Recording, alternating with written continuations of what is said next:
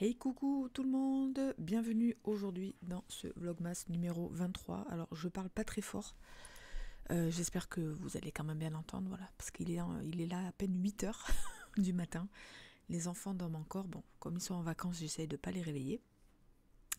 De toute manière, ce vlogmas 23 et le vlogmas 24 de demain sera assez court.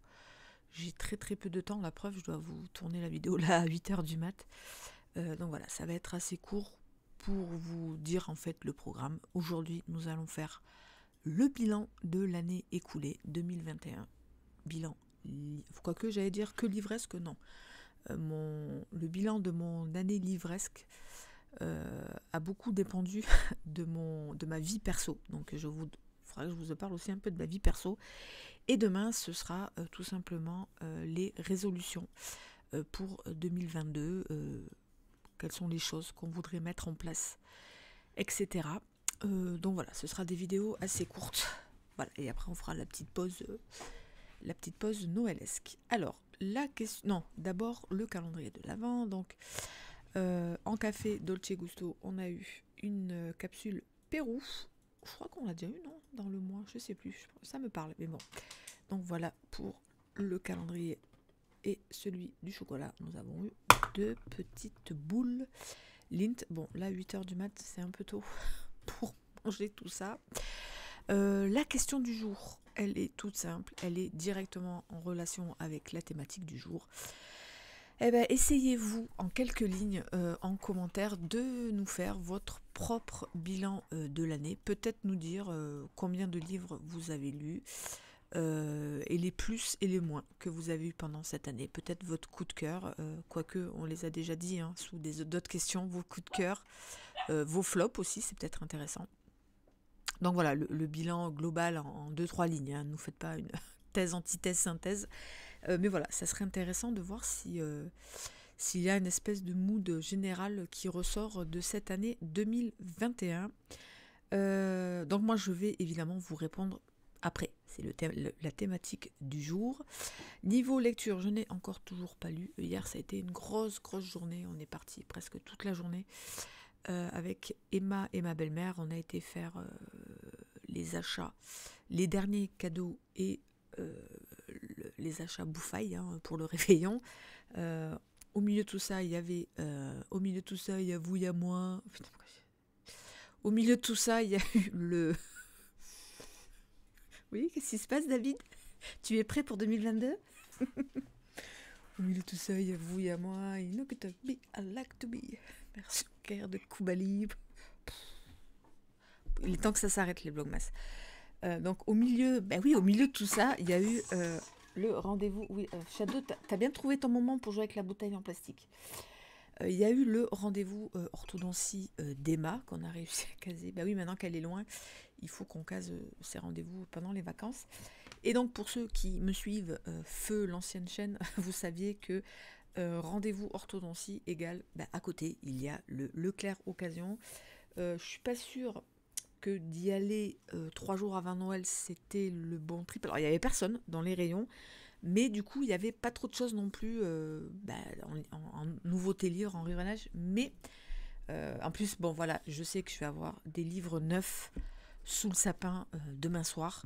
Je me sentais pas de rajouter des livres d'occasion, mais j'ai quand même, histoire de prendre 2 bouquins, j'ai pris 2 petits poches. Et comment vous dire que le premier, je suis quand même très heureuse de l'avoir trouvé, puisque c'est un roman d'une autrice que je surkiffe et que je n'ai pas lu.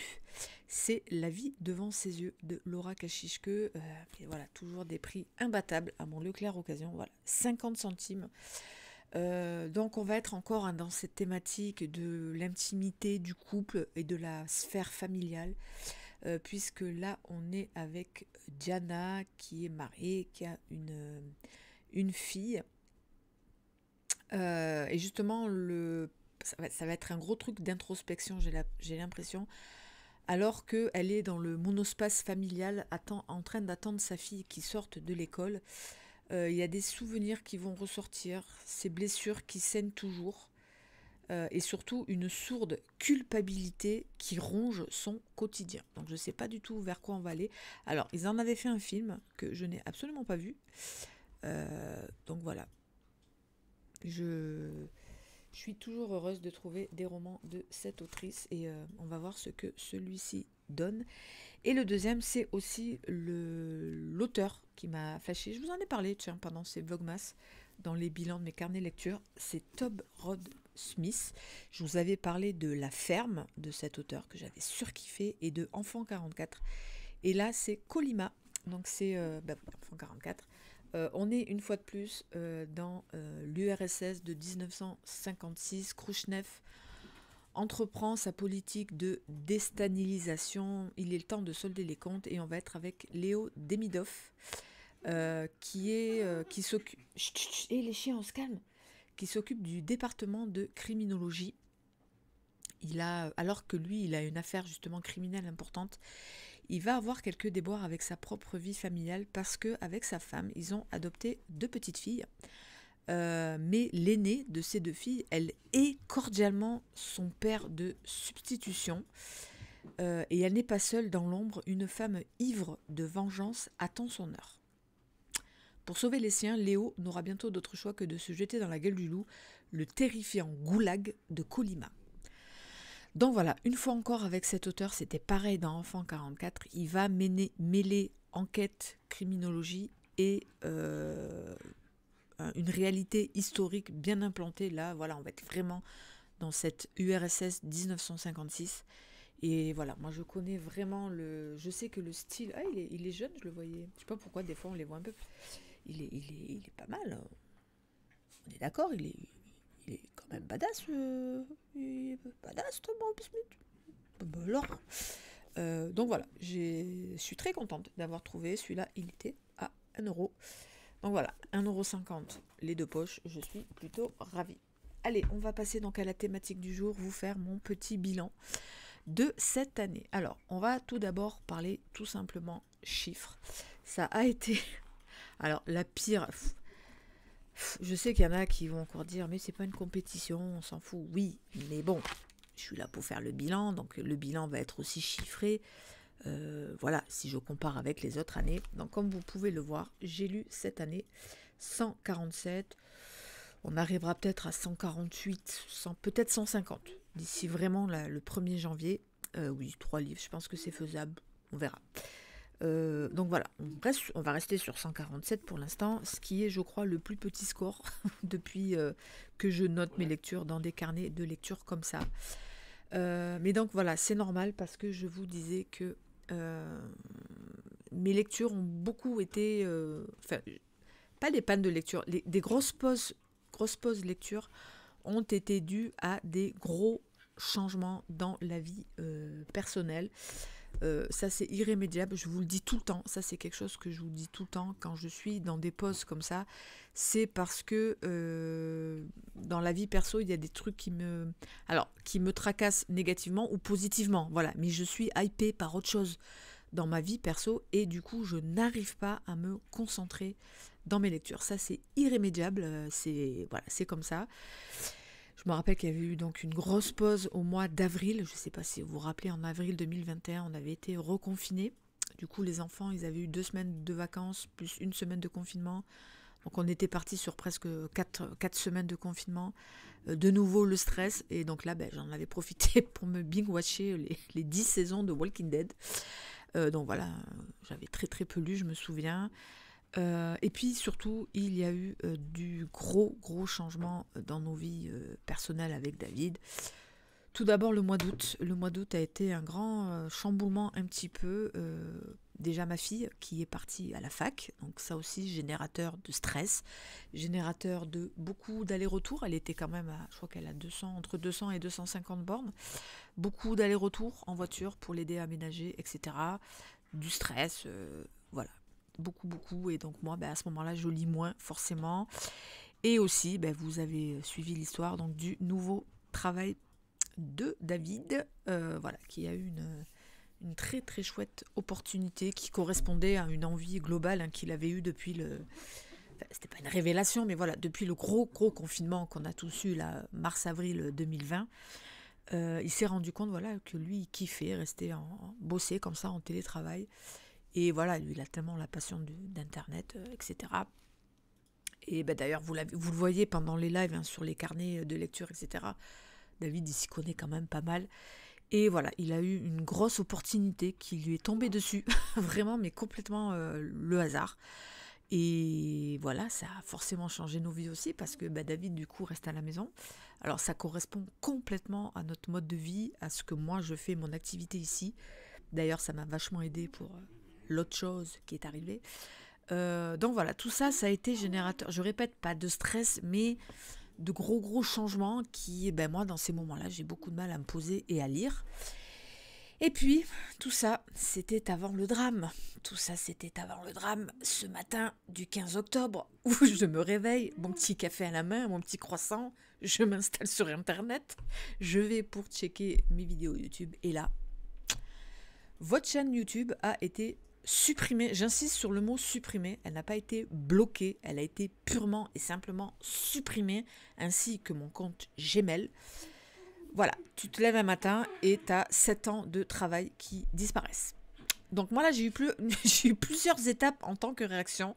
Ma toute première réaction, David pourra d'ailleurs David, ça l'a étonné. J'étais là, mais j'ai dit, bah tant pis, écoute, c'est comme ça, c'est le destin. C'était que, moi je sais pas si vous vous souvenez, ça faisait plusieurs mois déjà que je vous disais que je réfléchissais pour la chaîne YouTube, ralentir, ça ronronnait. J'étais en permanence dans bilan lecture, book haul, bilan lecture, book haul. Je ronronnais, je commençais à m'ennuyer. Et je me suis dit, ben voilà, c'est le destin, ça veut dire qu'il faut passer à autre chose. Et ben après, vous avez vu, ça m'embêtait quand même de ne plus avoir d'endroit où poster des vidéos, faire des vidéos, parce que moi, mes chroniques, c'est vachement comme ça, par la voix orale. Moi, je ne suis pas dans l'écrit, je suis plus... Voilà, il me fallait quand même un autre lieu, et je n'ai pas eu d'autre choix que d'aller donc sur Twitch, pour faire à la base les lives, mais à la base je voulais aussi y poster là-bas mes vidéos. Le fait est que une semaine après, j'ai appris que je pouvais recréer un compte Gmail, recréer une chaîne YouTube, même si j'ai longtemps hésité, parce que comment vous dire que YouTube, je les avais là, quoi. Quand on traite ta chaîne comme ça, comme un petit caca, et que du jour au lendemain on t'efface, là, tu n'as pas envie de revenir là-bas. Mais bon, c'est quand même plus pratique. Je sais que vous avez été quand même très nombreux à me dire merde, Insta c'est bien, Twitch c'est bien, mais quand même YouTube, on sait que la vidéo est là, on la regarde quand on veut, en 2-3 fois sur notre écran du salon. Voilà, il y a un confort pour regarder les vidéos de YouTube qui est indéniable. Donc voilà, je suis revenue. Ouais, ils sont un peu chiants les chiens là. Je suis donc revenue sur YouTube, c'est quand même plus pratique pour mettre les vidéos. Donc voilà, ça a été un grand chamboulement aussi, tout ça. Heureusement, c'est là que je me dis, heureusement. Attendez, je vais mettre une pause parce que... Donc voilà, l'ouverture des volets, les chiens qui étaient... et Sam qui vient de se lever. Bref, je vous ai dit que c'était compliqué là, en ce moment. Donc du coup, voilà, le grand chamboulement du 15 octobre. Mais voilà, du coup, moi, ça m'a... Le bilan de tout ça, finalement, a été plutôt positif parce que du coup, j'ai rebondi sur autre chose. Je fais mes vidéos de façon différente. En plus, ça a correspondu aussi avec un changement de PC. J'ai un écran en plus, donc voilà, je peux faire des partages de vidéos. Une manière différente de faire mes vidéos, c'était pas plus mal parce que ça commençait à ronronner, à tourner en rond. Et puis voilà, je me sens un peu plus libre, d'autant que là, maintenant, la nouvelle chaîne, elle est pas du tout monétisée. J'avais pas envie de revenir dans ce truc. Voilà, c'était compliqué quand même de revenir pour moi sur YouTube, hein, avec ce qui s'était passé. Je l'avais un peu mauvaise, hein, mais bon. Vous avez dû remarquer d'ailleurs que maintenant sur cette nouvelle chaîne, il n'y a pas de pub. Mais bon, c'est pas plus mal, voilà, parce qu'on s'en prend pas mal assez, des pubs et voilà, comme ça, moi, là, on est tranquille. Donc voilà, pour le bilan, plutôt positif, honnêtement, même si j'aurais aimé lire plus. Ben, en plus, forcément, qui dit moins de lecture, dit moins de coups de cœur. Je crois que c'est l'année où j'ai eu quand même le moins de coups de cœur. Honnêtement, heureusement, il y a la fin, là, novembre, qui est un peu rattrapé avec le dernier Donato Carisi, le Johanna Gustafsson. Voilà. Il y a eu quelques dernières bonnes lectures, mais honnêtement, ça n'a pas été une année de fifou. Donc voilà, c'est comme ça. Hein, on espérera que 2022 sera mieux. Donc les résolutions 2022, ce sera demain. Tiens, le bilan des Vlogmas, qu'est-ce que j'en pense? C'était plutôt cool de vous retrouver tous les jours. Même si je crois que globalement, j'ai beaucoup plus apprécié on va dire, les 15 premiers jours. parce que voilà, ça permettait de nous mettre un peu dans le mood Noël, etc. Après, là, après le 15, c'est devenu un peu plus compliqué. Je pense que l'année prochaine, je ferai peut-être du 1er au 15 tous les jours, et à partir du 15, un tous les 2 jours. Peut-être qu'on fera ça l'année prochaine. Mais bon, ça, ce sera dans un an. Qui sait où nous serons dans un an. Maintenant, il ne faut plus rien jurer de rien, parce que voilà, vous avez vu que du jour au lendemain, tout peut s'arrêter. D'ailleurs, j'en profite pour remercier tous ceux qui m'ont suivi sur Twitch. Tout le monde ne l'a pas fait. Je vois bien, quand je fais le live participatif du vendredi soir, vous êtes très peu à venir, alors que le vendredi soir sur YouTube, on était souvent 5-6 à venir. Là, on est souvent 1-2. Mais bon, c'est comme ça, les gens ne suivent pas forcément toujours. Mais bon, franchement, c'est bien. Et puis, voilà, j'ai quand même récupéré. J'étais presque à 10 000 abonnés avant. Là, je suis à 3 000. Bon, ça aussi, à la limite, on s'en fout. À la limite, on s'en fout. Et puis voilà, c'est cool. On va essayer de continuer comme ça. Et puis, j'espère... Bon, non, on fera demain les résolutions. Donc voilà, bilan sur la vie perso, très positif, honnêtement, vraiment très positif. C'est bien, en fait, finalement, quand il y a du changement dans la vie. C'est bien, tous ces changements-là. Ça peut être générateur de stress, évidemment, quand tu as des gros changements dans la vie. Et puis au final, tu te rends compte que tout se passe plus ou moins bien quand même.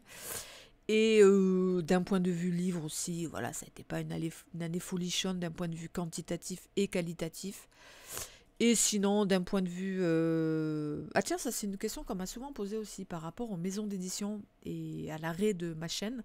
Si ça avait changé quelque chose, ça n'a absolument rien changé. Mais rien du tout. Parce que voilà, après j'ai quand même une bonne base sur Insta. Sur Insta, je m'approche des 7000 abonnés, donc ça fait quand même une bonne base. Et j'ai aussi la bonne base de mon groupe Facebook où on est là-bas 15 000. Donc voilà, je pense que ça aide aussi. Et... Non, cette année, je crois que j'ai eu 2 nouveaux partenariats et j'en ai perdu un. Mais la perte du partenariat que j'ai eu, donc c'était avec J'ai lu, c'est clairement de ma faute. Voilà, ils ont fait... je pense qu'ils en ont moins pris et du coup, ils ont dû en virer. Et moi, honnêtement, voilà, j'ai pas été assez sérieuse dans la lecture des SP que je recevais de chez J'ai lu. Je crois que j'en ai encore 3 ou 4 à lire. C'est clairement ma faute. On le sait, le jeu des SP, c'est quand même à la base de lire le bouquin que tu reçois. On est d'accord. Donc là, j'ai fermé mon clapet et j'ai dit, voilà, à la limite, ils ont raison. Voilà, tu reçois des SP, tu les lis pas. La maison d'édition peut clairement prendre le droit d'arrêter le part, ce qui est tout à fait normal. Mais sinon, non, à part celui-ci, non, Olaf... C'était Olaf le relou. Donc voilà, plutôt quand même très positif tout ça. Et de toute manière, le mood global qu'il y a comme ça autour des lectures, ça reste quand même quelque chose de très positif, que ce soit dans le partage avec vous, le partage avec les copains chroniqueurs. Parler de nos lectures, ça crée forcément quand même quelque chose de mood, des moods positifs. Alors il y a parfois des petits dramas internes que vous voyez pas forcément. En plus, c'est pour ça que je trouve pas forcément super judicieux d'en parler, parce que vous passez certainement à côté. Nous, on les voit parce qu'on est plus, j'allais dire, dans le milieu, la famille, c'est la famille.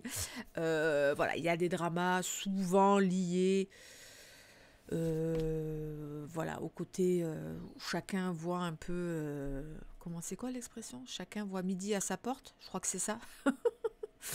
Chacun voilà, veut faire un peu comme il veut, et puis parfois ça se matche pas, et puis parfois certains n'admettent pas des choses chez certains qui sont chez eux. Bon bref, voilà, des petits dramas qui globalement, voilà, ça reste un peu égocentré, on va dire. Mais sinon, voilà, je répète, tous ces trucs autour de la lecture, ça crée quand même un mood extrêmement positif. Sur ce, je vais vous laisser. Et écoutez, on se retrouvera demain pour ce dernier Vlogmas. Et je vous souhaite de bons préparatifs pour le réveillon de demain, si toutefois vous avez la chance de faire un réveillon. On pense aussi à toutes les personnes qui peut-être seront seules, qui peut-être travaillent. Moi, j'ai connu ça. Mon père, il faisait les 3-8 à l'usine. Et un Noël sur 2, il bossait. Ça fait toujours des réveillons un petit peu spéciaux. Mais voilà. À la limite, si vous avez un très très bon... spéciaux, oui, des Noëls un peu spéciaux, c'est vrai. Merci Doudou, correcteur. Et sinon, voilà, un bon bouquin, ça le fait aussi. Je vous retrouve donc demain pour le tout dernier Vlogmas. Bonne journée!